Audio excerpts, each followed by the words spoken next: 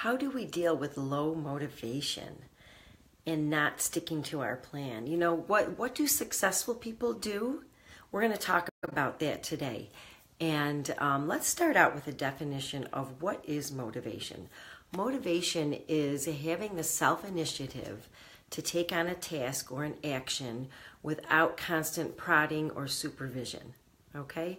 So, it's pretty natural for all of us. Everyone experiences volleys. Everyone experiences high points in motivation and low points in motivation. It's just normal human nature.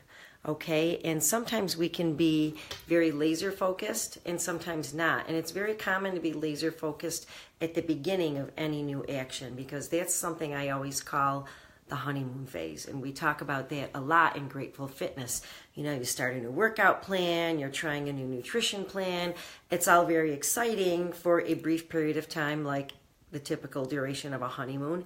And then after that, it's like, yeah, I don't want to get up today. I'm going to stay in bed and not do that workout. And I think I'd rather order pizza than go through the effort to make a healthy dinner. So this is all really normal, right? That's okay. But, when it becomes a grind, what can we do? Why is it that some people are more successful than others? Well, there are 4 little tricks that you can do to help you get through that motivational dry spell. Okay? So I'm going to talk about these 4 tricks so that you can have them and put them in your little toolkit for healthy living. Okay? Ready? So, number 1, write out your purpose, aka your why. All right?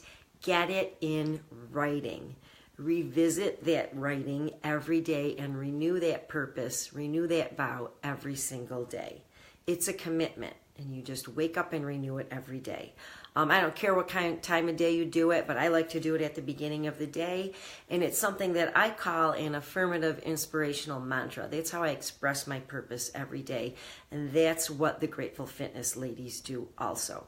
So, AIM. Write out your AIM. We call it AIM for short, affirmative inspirational mantra, and make sure it's clear, in alignment with how you really want to live. What is your purpose for doing these behaviors that are not all that fun all the time? They only become fun when you start to get little wins and you decide that they're going to be fun, right? But at the beginning, you just have to fake it and do it anyway. But not only you're going to put it in writing, put it where you can see it. Post it, all right? Physically write it out. I'm not talking about a note on your phone. I'm talking about good old-fashioned pen and paper. Write it out. Now, where are you going to put it? Put it where you're going to see it every day, such as a note at your workstation, taped to your computer screen, taped to your bathroom mirror, printed on the dashboard of your car. Make sure you're only looking at the red lights. Taped to your refrigerator, especially when you're apt to stray. On your nightstand, things like that in your closet, right next to you. Put your workout clothes out and put a note on them the night before. I can't wait to get to my workout because it's going to help me get to my purpose, okay? I'll put some notes at the end and let you know about a couple of little resources that you can use, or I might put them in the comments. It's probably better to put them in the comments so that you can see them. Okay, so number 2. Number 1 was write out your purpose. Number 2 is set mini goals. So set a goal that's ridiculously easy for you to carry out, but gets you one step closer to your purpose. Let's take an example. Let's say you're trying to eat better, but you're really having trouble getting those vegetables in. Set a mini goal of eating 1 cup of vegetables before 2 o'clock every day. You can always eat more, right? But once you get that little minimum daily requirement, is what I'm going to call it, your mini goal, you're getting some wins under your belt, and you're like, oh, that's great. And some days you may only want the 1 cup, but some days you might order a giant salad, right, and have 4 cups. But either way, you're getting wins in. So just make it like very easy to accomplish. Don't make it so hard that there's going to be days. So even on a day when you don't want to, you can manage 1 cup of vegetables, right? Okay, excellent. Or here we are. Okay, we had a little pause in our wireless. Who knows why? but we were just talking about mini goals. So number 1 was write out your purpose. Number 2 was your mini goals. Number 3 is find your tribe, okay? The number 1 factor in long-term management of healthy habits anyways is social support. So get yourself a tribe. All right, so our closed Facebook group is a tribe. Maybe you have a tribe of girlfriends, your family, whatever, but you need a defined tribe where you can talk to these people and they can talk to you. You help them, they help you to make sure that you're meeting your mini goals every day and that you're in alignment with your purpose. And sometimes it might just be as simple as a 2-minute phone call, during your commute. Or you might meet with your girlfriends over coffee, either maybe FaceTime or just, a lunchtime or whatever, quick coffee once a week. But something. All effective weight management and health management plans center around the fact that they have some kind of an accountability tribe. So you're welcome to join ours.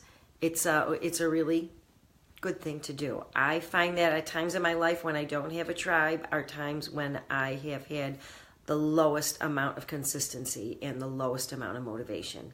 So take that for what it's worth. I think it's worth a lot. I really do. Okay, number 4, harness your powers. Okay, what am I talking about, right? Well, think about this. We all know it's human nature to experience highs and lows in motivation. If we recognize it, we can take steps to move past it. Acknowledge it, say, right now, I'm not the most motivated person in the world. However, I'm not going to let this take over me. I'm grateful for the progress. Use your power. Your power is also using gratefulness. I'm grateful for the power that I have had so far with the wins that I've had, and I know that with more wins, I'm going to make more progress.